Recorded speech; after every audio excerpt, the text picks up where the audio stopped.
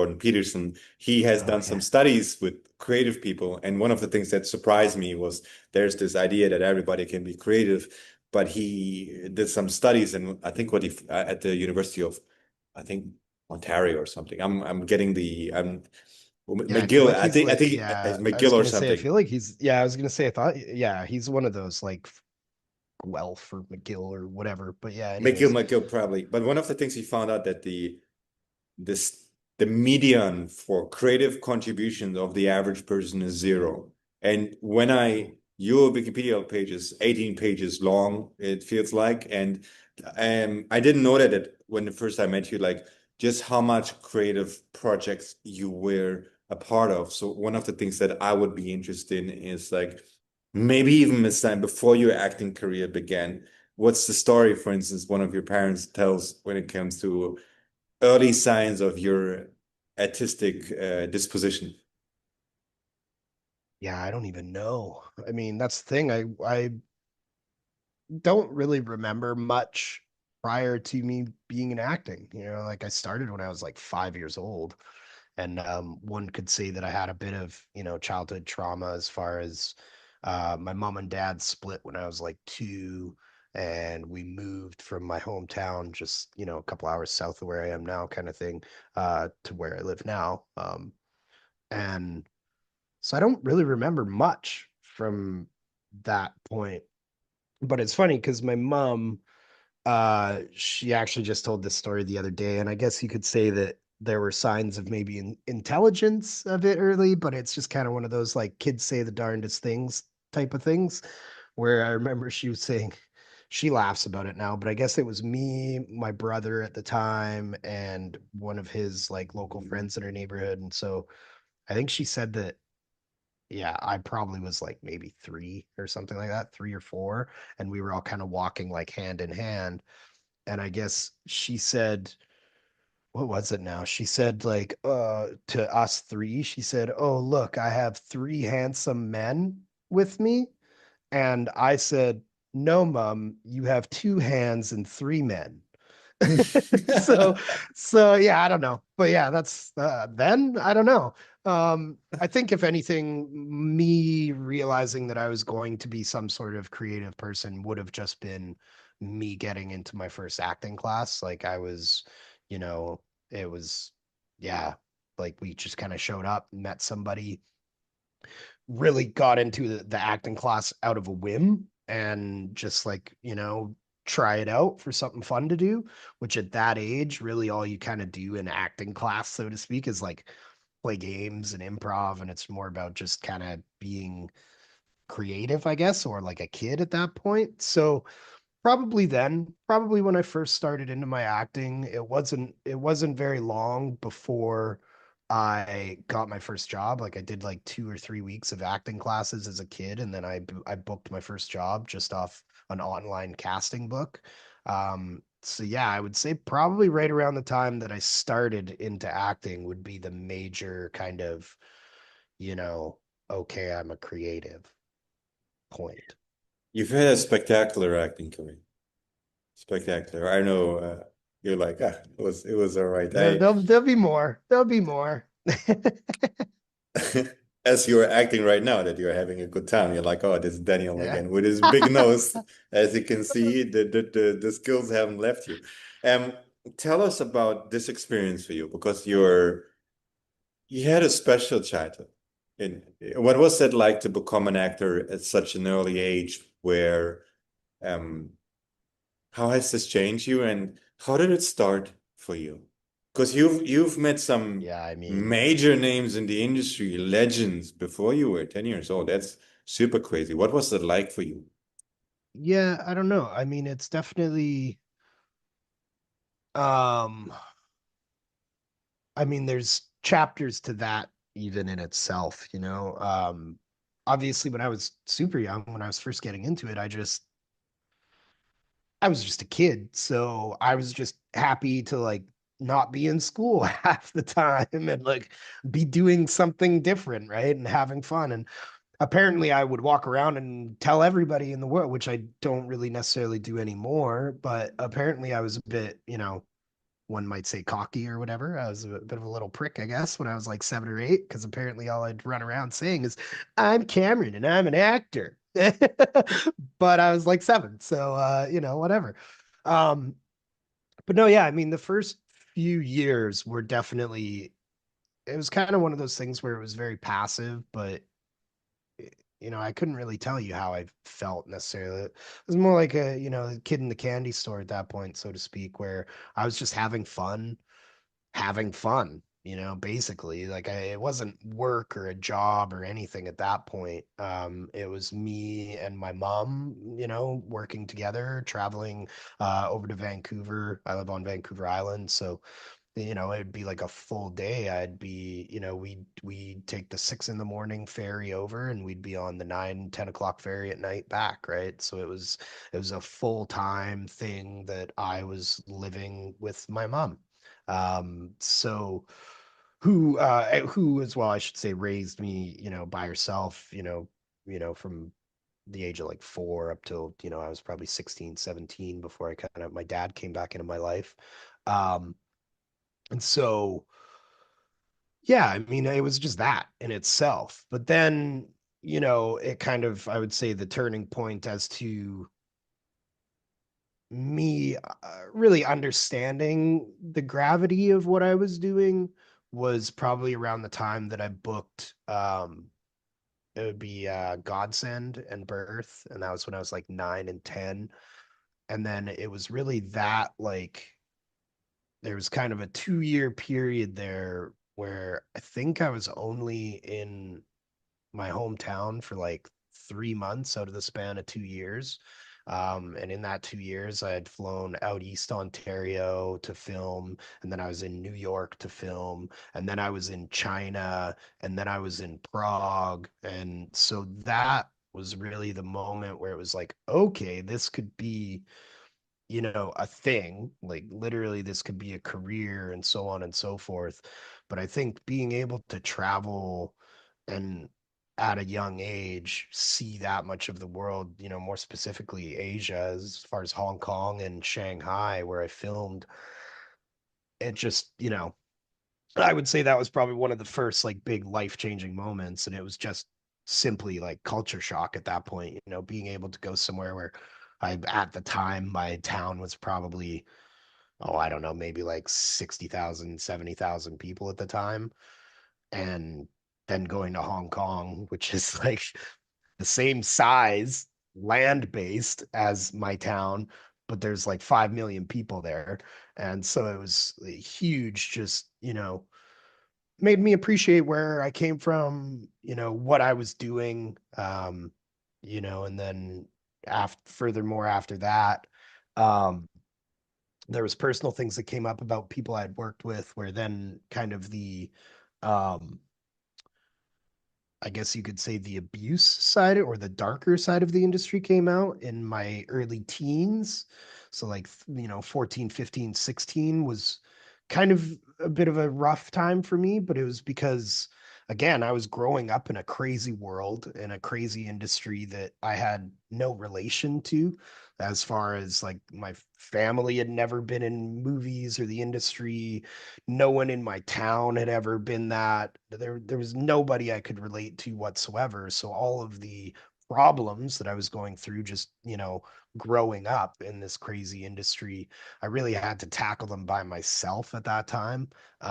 Because even going to counselors and everything, like they didn't even know what I was going through, and they couldn't even understand it. So, now I look back and I understand that they couldn't understand that. But of course, when you're 15 and 16 and you just feel, I guess, alienated or whatnot. But so I'd say those were kind of the tough times in my days. But then I kind of had to learn how to treat my own, problems at that point. So of course, alcohol and drugs and everything kind of came in, and then I had kind of like, well, I don't want to say the glory days because I hope there will be more, but then, I was part of the Twilight series, basically for like, well, I don't know. I think I started on that movie when I was probably 16 or 17 and ended with the whole thing, when I was like 21 or 22. So that was literally like a 5 or 6 year chapter of my life where, again, like as a young teenager, I was just kind of living the life, the quote unquote dream life. Was I happy? Probably not, but I was doing what I thought made me happy at the time. So yeah, I don't know. Like I said, there's a lot of chapters even in the just how did that affect me growing up. But yeah, I guess that's all my brain has right now. One of the things I find fascinating is how can't unsee certain things, can't unlearn certain things. How did you cope with the fact of suddenly being different without anybody preparing you for this kind of I mean, radical individualism? I'd say I probably didn't. Like didn't know how to cope with it. Like I said, I kind of got into the partying side of things and, the release of that stuff, because obviously that was kind of the only way that I knew how to cope, sadly was drugs and alcohol and partying and kind of um what's the what am I trying to say here now? Yeah, basically that. It's funny because, even having conversations with you, we've had private conversations obviously over the past few years of knowing each other. And the other time we did, a more podcast type thing. I really haven't learned how to do that until recently, because I was there was no time for that, and that's why as well it's tough for any actor or actress in life as usual just because our industry is one of constant rejection. Like you're constant you audition for 10,000 things and you might book one thing, but you're rejected 9,999 times basically before you get one. So even as an adult, it can mess with someone's mind, let alone being 14, 15, 16 and having nobody to help you through these things. You kind of fall into a bit of like, self hate and everything because that's more or less what you're programmed to do. You're programmed to look at yourself and be like, well, what did I do wrong? What's wrong with me? Why didn't they pick me? When in reality, the reasons could be whatever, and it might not have anything to do with your skill or your talent or you. They might just have picked somebody else. But of course, as a 15-year-old, you don't understand why it's happening every single time. So it can really beat someone's, I don't want to say their ego, but their, self-esteem and everything, right? And so I didn't really deal with that at all until, probably like the last 10 years of my life. And it was more just because I was too busy, one, either working and I guess being that person. Um, and it is, you have to more or less be that person for other people. Like it's interesting. It's funny because not funny, I should say, but I relate now, not I guess myself, because I wouldn't call myself a comedian or anything, but I relate to the fact that a lot of comedians, they suffer from depression and everything, right? But it's that idea of like just because they make people laugh doesn't mean that they're happy or doesn't mean that their life is good. Yet, if you see a comedian in the street, 9 times out of 10, you're gonna walk up to them and be like, "Make me laugh," and they're probably like, "Go fuck yourself." You know what I mean? Whereas that's like for me, that's how it was, where I was, even to this day, technically, I filmed a movie last year, but I would say I've basically been out of the industry since I was 20. So roughly around 12 years, 10, 12 years, I've been out of the industry. I'm still technically active, but whenever somebody reaches out to me from my past, one of the very first things they say is, "Oh, are you still acting?" Or "When's the next movie coming out?" And it's that, like, again, 20 years later from the prime of my career, I still have people that clearly think of me as that person instead of just Cameron. You know, they're not like, hey, what have you been up to? It's no, or can I see you in a movie? That's the first thing they want, is they want to be able to see me as an actor rather than, a human being, basically. Um, so yeah, I don't know. Yeah, it's just an interesting, again, life to grow up in and deal with. And luckily now it's kind of one of those things, is going back into acting. I feel like my skills and my talent are going to grow kind of exponentially. And it's basically just because I've actually lived life now, a lot of, you know, I mean, of course, there's many different styles of acting, I would say, but 95% of acting is just being able to relate to the situation or the character that you're living. So, or, you're portraying, I should say. So it comes with just life experience. And when I was a kid, I didn't have any of that. I was living the experience rather than had lived it. Where now I've kind of been there, done that. I've had money, I've been broke, I've been poor, I've been, I've been famous, I've been not so famous, I've been, kind of everywhere, as far as society would say, next to basically like going to prison and stuff. I've kind of been there, done that with everything in 30 years of life. So yeah, it's at the end of the day, it's just kind of being able to look back and learn from it, I guess, and grow from it, right? And take the bad with the good and learn that, I find that, you know, most of, I think we just talked about this just a few days ago, as I'm kind of going through a new chapter in life as well, personally, that, you know, the bad times are almost some of the best times, because Yeah. that's normally where you're Yeah. growing up and you're learning, right? And you're self-reflecting, is when everything in your life kind of falls apart. So yeah, I'm just glad that I've been tested before, and so hopefully, I'm more equipped to deal with it this next time around, basically. Sigmund Freud once said that the struggle will retrospectively strike you as the most beautiful chapters of your life. And it's, Sorry, and two things one of seconds. the, I think yeah, no I problem. think my dog just wants to go outside. I'm just gonna let them out. Come on, let's go outside. Come on, let's go outside.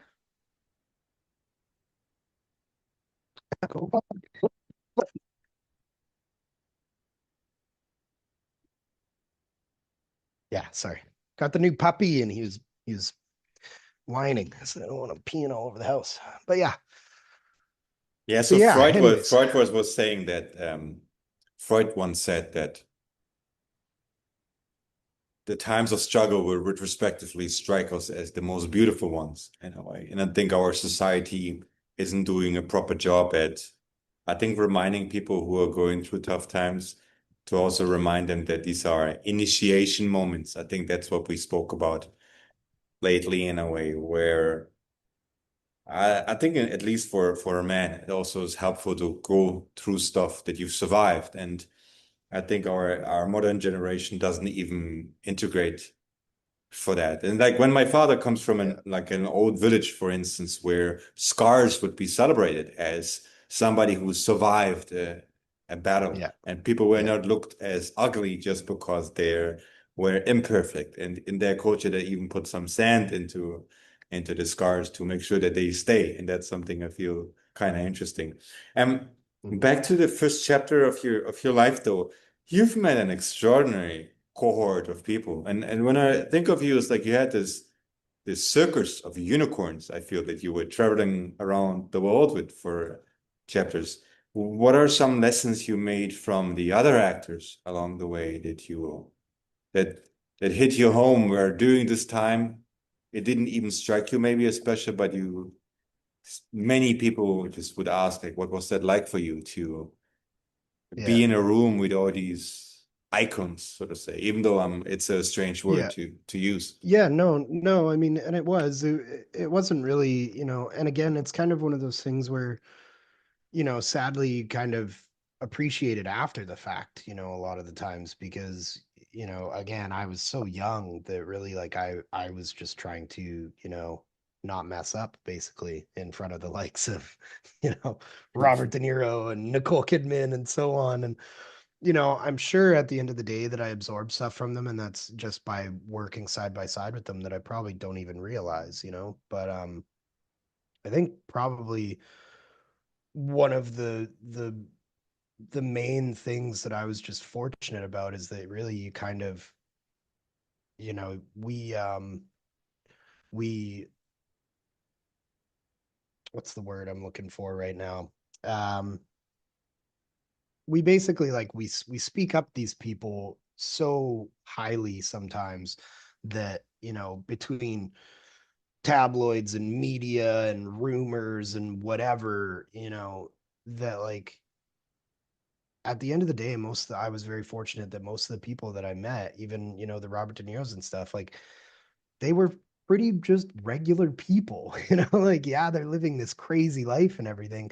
But back then, I feel like the industry, especially, was such a different vibe, that it was really just people, again, working their craft and having a good time. And so, I was just fortunate enough that I didn't have any bad experiences with most people, and if they were, everyone has a bad day, that kind of thing. That was my bad experiences, where there's a lot of, horror stories as far as my industry goes, so yeah, I don't know. I mean, I think just, learning from them as far as different tricks of the trade, I probably picked up. But again, I think one of the kind of more, I guess, pivotal people that I met, and it was really just our personal relationship, was either Paul Walker or Patrick Swayze, meeting Patrick at a young Paul age, Walker, the guy from Need for from the yeah, what? Fast and Furious. So like I was in Running Scared with Paul Walker, and then I actually did a kids movie basically with Patrick Swayze where he played Yeah. my dad. And look, Paul This, Walker was like, just this sentence for somebody who's not from the acting world yeah, was wild. yeah, This one time where Patrick Swayze played my yeah, dad. This is what I yeah, learned from it. yeah. Well, and like for me, it was more with Patrick, it was more of it wasn't, the thing is what I would say is what I learned mostly from the people I worked with wasn't necessarily about acting. It was more about living life as an actor, and realizing that you can still just be yourself, like you don't necessarily have to be that crazy person that everyone wants you to be, like Paul Walker was just like a big brother to me. He was just cool. He was just awesome. And then, I truly believe that he is someone that, again, I mean, obviously anyone who dies too early, it's too early, but I feel like that he is someone who could have impacted the world so much greater than he was ever able to just because his life was sadly cut short, um and Patrick Swayze was more of like a cautionary tale, like he was Really? such an amazing human being, like awesome guy, but he had deep personal troubles, and it was again from him growing up in the life that he grew up in, like the Hollywood days, he when I worked with him, I believe he was probably in his 50s, I want to say. Um, and he had been in the industry since he was like, as far as I know, like in his teens, like 17, 18 kind of thing. And like the amount of loss, the amount of, chaos, the amount of just everything was way more hidden back then, like that was in like the 70s, the 80s, like that's when like men were men and we don't talk about our feelings and but he was also a kid who came from that type of a family. He was like his dad and his four brothers were all ranchers. Like they didn't talk about their issues, they didn't talk about their problems. And when he said he wanted to be a ballet dancer, it was like create committing a sin basically, right? So he, but then he was he was in Dirty Dancing and that's what made him famous, and it was, but it was something that even 40 years later, he hid the fact that he enjoyed dancing because it wasn't a manly thing to do, and it's just one of, sorry, now, of course, my dog's barking again. I'll be Let's right take back. a little break, Cameron. I also have to go to the toilet, okay? The Gotcha. bathroom. Cool. You've worked with Paul Walker and Patrick Swayze. That was the last thing we talked about before the Yeah. commercial break. Yeah. And how do you feel about the fact that Paul Walker appeared in movies after he died, pretty much? Well, it's yeah, I mean it's kind of funny because we actually technically did the same thing that Fast and Furious did with his brother. So there was a scene in Running Scared where basically the shot it's kind of like he goes to investigate a gunshot that happened, and while he's in the, like, everyone who watched the movie thought it was like an animation, like a CGI cut that we did. But basically what it does is it kind of follows the, what happened, and it goes, basically it follows the bullet past him backwards, and you see it go past who you think is Paul Walker. And that was actually his brother. So kind of the same thing that they did with Fast and Furious, where they used his brother to finish off his movie. I thought it was good. At the end of the day, that's what he was doing, and obviously he loved those movies. That those movies were his life for probably I would say the last like 10 years of his life. That's pretty much all he did was those and a few other movies, obviously. Um, but no, I mean, I think they did a good job in doing it, and I mean, obviously it's immortalized because of what it is and who he is, but I think they really kind of put that home as far as, you know, they gave the fans what they wanted. And at the end of the day, I think that's what he would have wanted too. Um, who knows, obviously. But yeah, I mean, it kind of reminds me now though as well of, the whole AI thing. We've obviously talked plenty about this, but I think Tom Hanks is technically the first actor, well, the first, main or you know, yeah, mainstream, I guess, mainstream actor, big name, who I believe he's signed already the rights to allow whoever to do like four movies at least with his AI likeness after he dies. Um, I think, somewhere in every actor, that's what they enjoy about movies and being in them is, that basically you have your legacy immortalized already through film, especially now in digital. If any of your movies made it to digital, then you're around forever.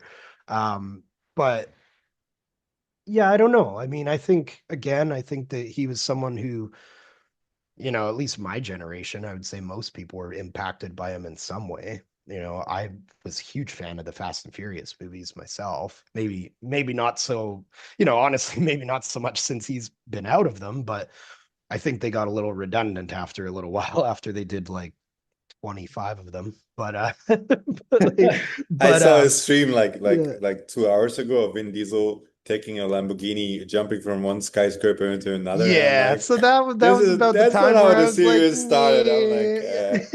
I was yeah, like, like, yeah, okay. yeah. As soon as The Rock and Jason Statham joined it, I was like, I don't even want to watch these movies anymore, man. But but no, I think deep down we all want, or I won't say we all want to, we all hope that, again, as artists and creators or creatives, that's what you want to do. You want to be able to share your creative side, your content, or your art, or, your life or whatnot. And, I believe most of us hope that that helps somebody through something, or they can relate or whatnot, or they just enjoy it and somehow it makes their day better, So, yeah, I mean, as an actor myself, that's all I can hope for in my legacy or whatnot is that, hopefully, people will enjoy my movies for a long time after I'm gone. Yeah, who knows? If you would write a book, if a book would be written by many people who've been prominent on fame, what would be a story or a technique that you would add to this book? Not on how to become famous, but on how to deal with it, because you're such a down-to-earth guy, and you've been a great friend and mentor of mine for many years, but your art has been viewed by literally hundreds of millions of people, which is kind of insane if you think about it. Also, Yeah, to the yeah. technology, so it seems that this number is gonna just gonna get more eyeballs over as Yeah, the well, humans do. well, they're re-releasing the Twilight series. They're doing another theater release of all the Twilight movies in like October. So Oh, there will really? be plenty millions more, I'm sure, on that one. But yeah, no, yeah, I mean, for me, I think the biggest thing that I guess I wish I could have known or thought of or whatnot in my earlier years, and it maybe would have helped me stay with my acting more, steadily at that point, is just before you really do anything in life for anybody else, you need to think about yourself. You need to, and of course you could call it being selfish or whatnot, but what I mean by that is, if you can't love yourself and you can't love what you're doing or what you're producing or the job you do or anything, then you can't really expect anybody else to follow that either, and that's one of the things now, especially just coming out of, a 10-year relationship and realizing that I never I never gave myself that time. I never gave myself the time to think about what I was doing, think if it was what I wanted to be doing or anything. I just always just kind of like went from one thing to the next relationship to the next, to the next. I didn't give me myself that time to just learn how to love myself and live with myself. And I think that leads into a lot of the world's pain these days is the fact that people just can't live with themselves. And therefore then they start doing everything for everyone around them. And obviously doing things for other people is good, but when you can't see anybody doing that for yourself or you can't do it for yourself, then are you really going to be happy, you know, exhausting yourself basically for everyone around you? I think that would be my kind of life lesson that I've learned as far as just, yeah, if I was able to have a conversation like this when I was 16, 17, going through all my like child abuse and the pedophilia and whatever and blah blah blah, the industry, that was the one thing is I hated myself. I hated who people thought I was because it wasn't who I actually was. They knew about Cameron Bright, not Cameron Krieger. All they cared about was Cameron Bright. And so because at the heart of it, I didn't enjoy myself or my life, then it just doubled down when I wanted out of it. My only option was to get out of it. It wasn't, oh, stick through it, you'll be fine because you know what you're doing it makes you happy. Whereas I thought everything I was basically doing was making everyone around me happy and me more miserable. The money I had didn't do anything but allow me to, basically feed my addictions and feed my pain at that point. I had zero guidance really, for anything.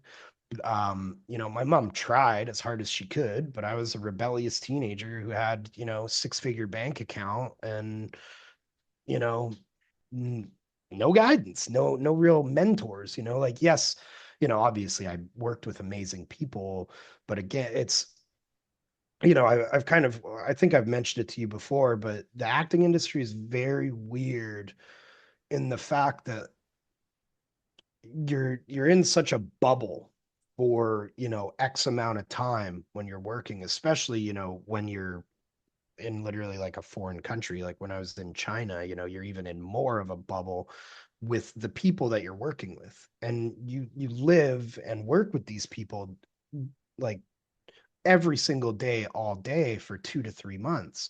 So you make these crazy, like, flash relationships where you get to know people like really deeply because again, like you don't have anybody else to talk to. At that point, those are the only people you can relate with. after your work that day, you normally go home and hang out with the people you're working with because you're in a foreign city or a foreign country, or you're just somewhere where you don't know anybody else.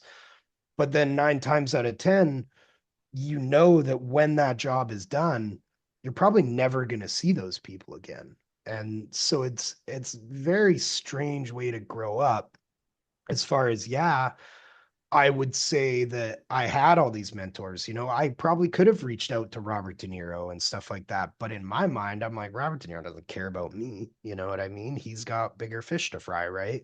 So I still felt alienated after I left set, especially for me then as a kid too, where like I couldn't go out with the crew when I was 13 years old, 14 years old, and everyone else would go back to the hotel. Well, they go down to the hotel bar and have some drinks because they're adults. Well, I was stuck in my room alone by myself playing video games, so that was kind of my, you know one of my main teachers in life was video games. Like it's funny even now to this day, and my mom and stuff all like drop like history on her, and she'll be like, "Where'd you learn that?" I'll be like, "A video game," and she'll be like, "Oh, like you learn things from those?" And I'm like, "Yes, mom." Like, I'm like, I'm not sitting around playing Fortnite. It was like, back in the day for me, I was playing like World War II history based games. I was playing Age of Empires, things like that are, yeah, they're video games, but what they're based off of is are true events, So I think in life, that's kind of what got me into learning or wanting to learn, I guess I should say, about, history and everything, because yeah, you know, we are creatures of habit. And history repeats itself every day, right? So if you can learn from anything, learning from your past or learning from someone else's, uh what am I trying to say, life or experiences, is one of the easiest ways to kind of figure out the world around you, in my opinion.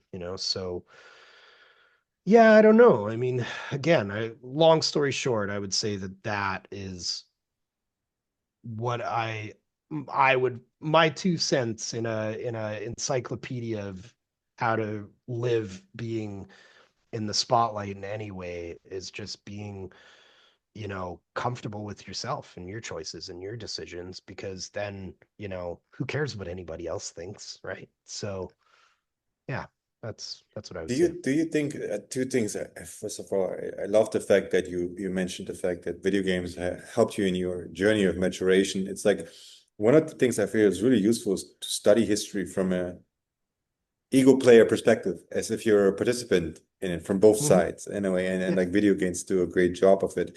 And in regards to the environment of this just traveling uh, circus, do you, if you could travel back in time to the Cameron who couldn't go down and have the drinks with all these other guys, is what would be a piece of advice you would give yourself back then on what you know right now after a decade of digesting this crazy journey that you had there? Like, sounds funny to say, and I'm probably because now I'm in my 30s now, but it's just, life moves on. Don't worry. You're 12. You'll figure it out. This isn't the end of the world there, big guy. But yeah, no, for me, obviously it was difficult as well, being, just a male in that life, not really having, my dad in my life, right? Not having that kind of father figure. Of course, we can always look back and, there's always going to be the coulda, woulda, shouldas. But yeah, I don't know. I don't, it's funny because you kind of, we everyone always mentions the whole time capsule thing, and what would you tell your 10-year-old self? And I don't know, you know, at the end of the day, I think it would be something as simple as kind of what I just said, just don't don't worry so much about the people around you, or at least people's opinions, I should say. Obviously, you want to care about the people around you, but yeah, I don't know, it's just kind of that, where just try and enjoy it. Obviously there's times where you're gonna hate, whatever you're doing in life. I feel like, it's very hard for anyone to find true happiness. um But yeah, I think it would have just been that in itself, just make sure to take care of yourself, before worrying about other people, Do you because think again, a doses of self-hate is necessary to achieve extraordinary things? I think you kind of have to go through those times. I mean, I don't know anybody who has loved themselves or their life every day of the week, I'd love to meet one of those people. But yeah, it's yeah, I don't know. I mean, I'm definitely one of those people where like, life is just that. It's life. It's never gonna be perfect. There's always good with the bad, and you have to learn how to deal with all of that. I look at very much so. I look at, the youth today, and not to get too far into it, obviously, but the participation badge way of today, um, and then sadly, again, not to get too far into it, but then we have, the days of the school shooters and these days where you have these young adults that are in their 20s who have almost been given too much freedom and too much niceness, whatever, kindness, because then when they turn 21 or 22 and they're felt they have to deal with true adversity in their life, they don't know how to handle it. And then that's when this rage and this outrage and this hate and everything comes, because they haven't dealt with that for the first 20 years of their life, because everyone nowadays just walks people through things. They don't have to deal with bad grades in school because grades are basically not irrelevant now. It's like it's just certain things that, sadly enough, life can be shit. So if you don't deal with any of that, you know um, it's gonna mess with you. And it kind of leads me back. I'll try and be brief about it, but I remember watching this show. Can't remember exactly what it was about, but it was basically about the Mexican mafia and like MS-13 and blah blah blah blah blah. But what they were doing is they were talking to this ex-member who, had been through the whole gang life for 30, 40 years and was now trying to help, show people that there's a way out and there's a life after it. But he was talking about when he moved to the States first. And I think he said that he came from like Guatemala or something like, somewhere crazy down south that was super cartel, blah, blah, blah. He moved to the United States as like a 12 or 13-year-old, and he was talking about trauma at that point. And he was like, it was wild being that person that came from where I came from at that age and then being implanted into like suburb America, you know, and a 12-year-old that he would be dealing with the worst, maybe possibly the worst trauma in their life was that like a grandparent had died. That at that point in that 12-year-old's life, that was probably the worst thing that had ever happened to them, if that had ever even happened to them. Where he came from, somewhere where he was like, by the age of like 5 or 6, I would see people strung up by their necks with cartel messages on them. And he's like, and I was completely desensitized to that. So now you put me in suburb America where some kid bullies me, and he's like, I have no problem pulling out a knife and trying to stab him, because for me, that's normal. That's how you deal with an issue. That's how you deal with a bully. You take them out. But that for him, it was normal, right? And it was listening to that, I was like, man, that is so wild, because again, he was just a 12-year-old kid. And literally the only difference between that 12-year-old kid and the suburb America 12-year-old kid was literally just where they grew up, and that completely changed their outlook on life. You talk about bad things to that guy and he's like, well, you know being broke isn't so bad, at least you're alive. Like something like that, right? So it's you know I've always kind of remembered that story and then what that guy said, because again, for me, growing up, the worst thing that happened wasn't really that crazy. But then I had issues in my life. But again, trauma to someone is trauma. The losing a grandparent as a child versus seeing literal bodies of people as a child, it's still the worst trauma you have in your life. So you're going to have trauma no matter what it is, even if it's just losing a loved one. Sadly, as of now, at least, unless you're uh, Putin or Xi Jinping or whatever, I guess we have clocks on our life.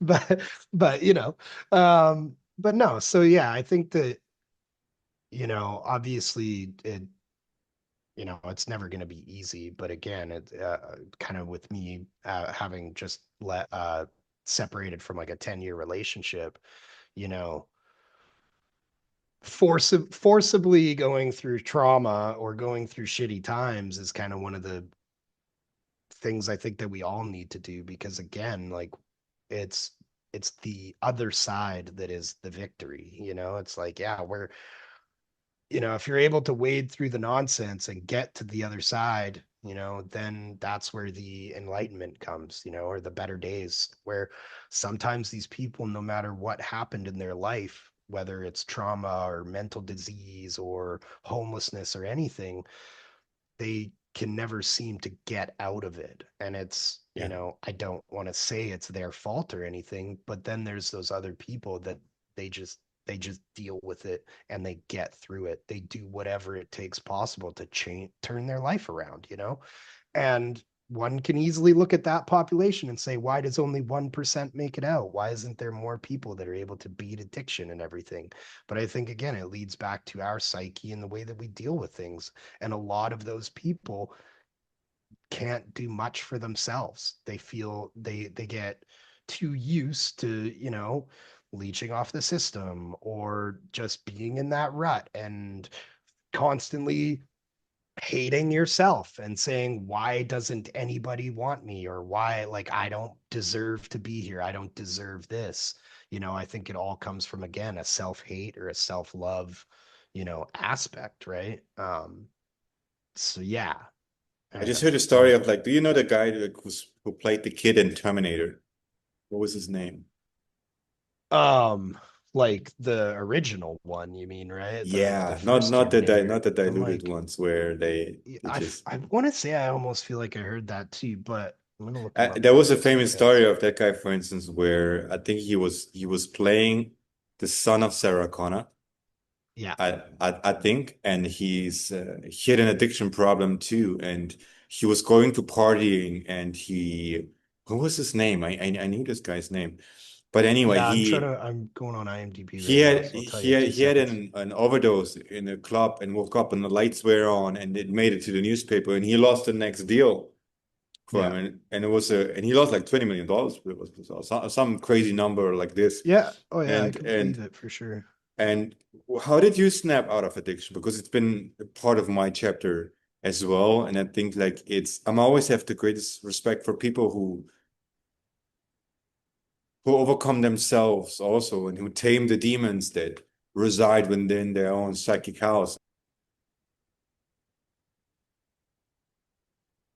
Yeah, it's kind of interesting because it's like I don't even know at that point, it's like I think it was just having, it was just having to face it at the end of the day. And, you know, sadly, I think for myself, it was the loss of friends that really kind of snapped me out of it. I was fortunate enough that I was never really, I would say, addicted to any like hard drugs or anything. Um, I have my vices and I definitely partied back in the day, but I was never one to, lock myself in a room and go on a binger basically, right? Where I knew plenty of people, in my hometown that did that. And then further down the road when I would, travel to LA and everything, um, I had a lot of friends and friends of friends that didn't make it out of their 20s, like Disney kids and stuff that went through, all the craziness of that world. And but it's yeah, I don't know. I mean, I think at the end of the day it's that where I just kind of had to, to a certain degree I had to hit rock bottom as well. And I would say I did that a few years back. Like luckily, I had my ex at the time, and now she helped me through a lot because it was throughout my 20s that really I did my kind of discovery and stuff. But I think it was really just kind of having those conversations with myself about, what it is, but I kind of had to come out of that fog of like fame at the end of the day. Um, yeah, I don't know. I don't know. It must be strange also to I've written articles about psychology online for many years now. I've never had any real prominence to the degree you did, but it's very strange if people write me emails from the internet about and connecting with an iteration of myself that I was maybe 3 years ago. It's super strange for me to because I have like nothing in common with the person who wrote that. How do you deal with the fact that people have this projection of this idea of like you're that guy and not really wanting to get to know who you are right now, but more like the idea that they have and the illusion that they have in the mind of who you're supposed to be. Yeah. Um, well, yeah, I mean that's the thing is it's something that I didn't really come to until, again in my 20s and stuff. And I think it was really when I stepped back from acting and it was very much more the fact of like making that statement that I was just, myself. I didn't have to be that person for everyone around me.